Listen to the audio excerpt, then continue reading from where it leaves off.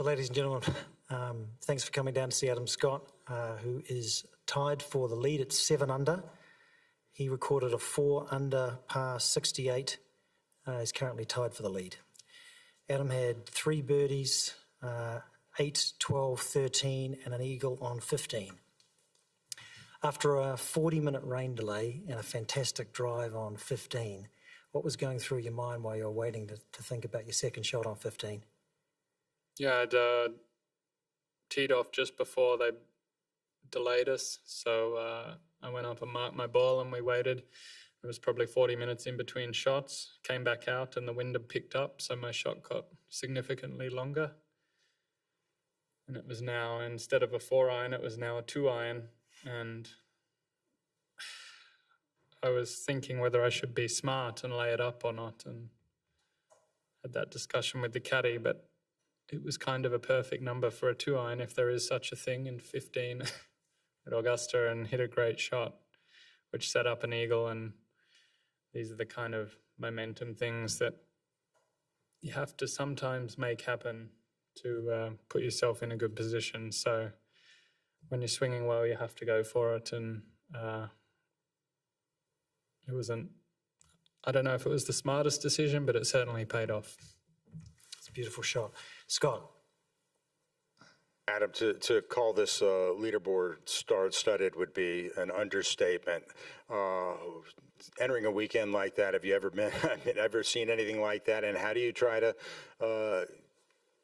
formulate a game plan with so many guys who are capable of going low? It must have happened at some point, but this is really stacked. I think it's going to be an incredible weekend no matter what happens now. There are so many great players in with a chance. And I think my game plan has to be the same as where I started the week, and I wanted my ball striking to kind of show up this week a little more than it has any other week this year, and it looks like it has by the stats there. But you know, I want to lean on that this weekend, and hopefully the putter can warm up a little bit. It was good. It was pretty good for 2 days, but you know, a hot putter will go a long way on the weekend. But if I can rely on that ball striking, then that'll take some of the pressure off and maybe free me up a little bit. Ted. Adam, I was just going to ask you about that, so I'll just briefly say, is it really come down to the putter for you now, the way you're swinging, and the confidence that you have in this place, knowing what you've done in the past? How much does that come into play, especially on a weekend where you're right there? If I were to hit it like I have for the next 2 days, then it is down to the putter for sure. But you know, the good thing for me is I've been putting great this year when I haven't hit it so good. So you know, I feel like I just keep doing the same thing that I've been doing. Hopefully, bring out the same rhythm with the golf swing tomorrow, and that certainly got me into a good spot so far. I guess the confidence knowing you can win is a big thing.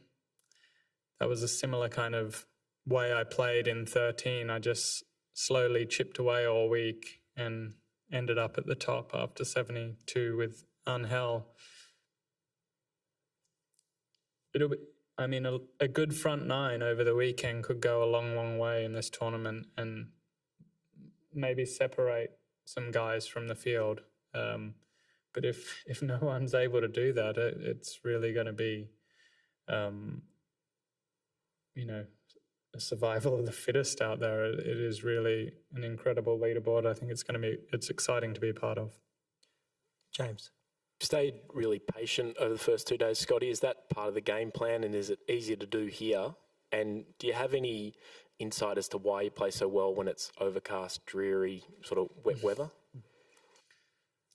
It's easy to stay patient if you're hitting it well here, you know, because you're gonna give yourself some chances, and eventually they're going to go in. All parts of my game I'm very confident in at the moment, and you know, when I am hitting it well, that's where I play my best golf from generally.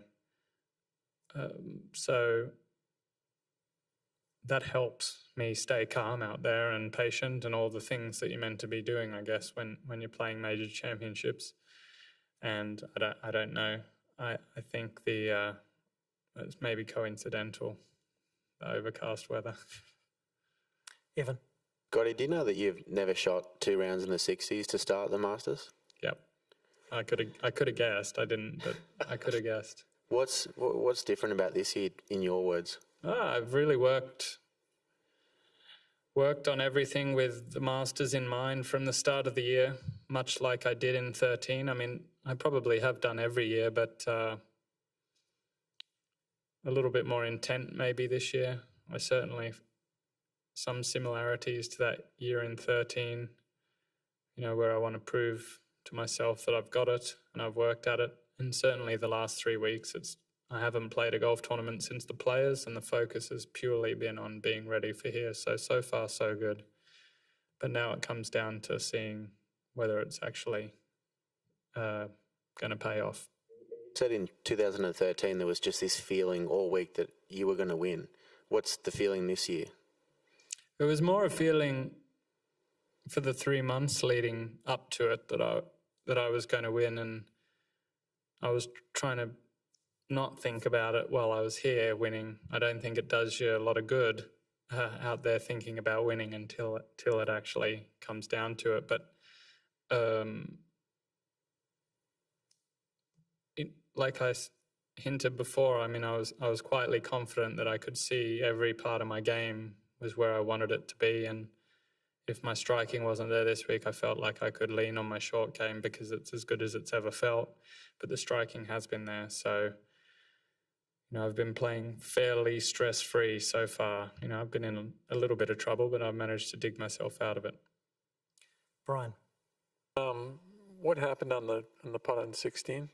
Yeah, I just kind of flinched a little bit. There was something happened on 15 in the middle of my backswing, and I just wasn't focused enough, and I wasn't fully locked in to the putt. And hopefully that's a really great reminder for me of what needs to happen here over the weekend. I mean, you have to be so committed on every shot here. You can't take anything for granted, and that'll certainly be a trigger for me as I have any shot this week, just to really get into what I'm doing and have those blinkers and earmuffs on. Quick follow-up, was that easier to maybe get over than it would have been in the past, given some of the things you've talked about so far? Easier to get over, sorry? Yeah. Yeah, it was annoying because it was a bit of a wasted shot. It was obviously not necessary, but like I said, you have to hit shots with real conviction around here. Otherwise, anything could happen, and a bogey is a bogey. I have to move on, and I played the last 2 holes really well, so I was happy with that. Andrew? Adam, you said the last 3 weeks when you haven't played, you've been working with the Masters in mind, obviously. Can you be more specific about how you prepare for it? I'm guessing you don't have greens like this at home. Well, where I've been practicing certainly picks up the pace of the greens, and you can't replicate Augusta National probably anywhere, but you can certainly get on some speedy greens. It gave me time to really work on my golf swing, the couple of little bits that I wanted to lift my ball striking up.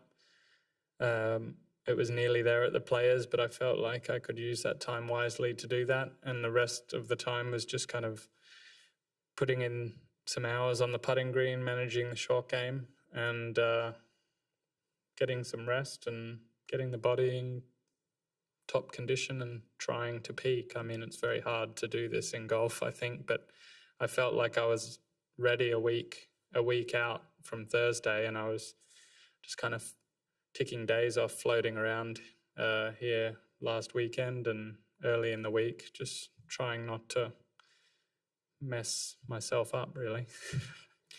Last 3 questions. Bill? Adam, obviously fans watching golf writers crave this kind of a leaderboard with all this kind of quality at the top. As a player, how do you look at it? Similarly? As a golf fan, I like it. As a player, I'd rather be like 6 in front or something. But it's great. Look, at the end of the day, I'm tied for the lead in the Masters. You can't ask to be in a better position. I don't really mind who's there. I believe I've got the game to match it with everyone these days. And, it's always a knife edge on who comes out on top of these things. The last major that was there, I felt like I had the momentum with 4 holes to go, and then Brooks hits an unbelievable shot on 16 from 250 yards and flips it right around. It's such a fine line at the top, and I'm sure when it's packed like this, it's going to be a great break, and a couple great swings will make all the difference for someone over this weekend. Scott. Adam, were you at all surprised that none of those guys who sort of made a charge late yesterday were able to pull away this morning? And has the setup the first 2 days, maybe to offset soft conditions, maybe been part of why nobody's been able to kind of get clear? I think so. I think the setup was certainly yesterday was a little different than we've ever seen before. But the front nine seems to be playing. Maybe it looks like it's giving up less birdies. I don't know if that's accurate or not, but I haven't seen anyone torch the front nine in 4 or 5 under. And not that it's that easy to do that normally, but it's certainly playing difficult. And, maybe they've used a couple of the tougher pins on most of the holes for the first 2 days. And that's kind of, we've seen it, the back nine play how it does. And that's kind of where everyone's made their scores. So, like I said before, if someone gets off to a hot start on that front nine, there's a really great score out there with these softer conditions. Last question, Evan. Adam, what do you think about over the next 2 days as you're sort of tied atop the leaderboard? How do you sort of switch off right now and keep going and not just be satisfied tied for the lead through 36 holes? Yeah, look, tomorrow is a very important day because there's no doubt someone in this top 15 or a few of them are going to play very well. This is the best players in the world on the biggest stage that we all want to be in so badly. So tomorrow is about getting really focused and keeping it all together and just pushing along. I don't think conditions are going to firm up or get crazy different. It doesn't look like. So keep kind of doing the things I've been doing well and hang in there with whatever happens tomorrow. Adam, well done on a great round today and best wishes for tomorrow. Thank you. Thank you.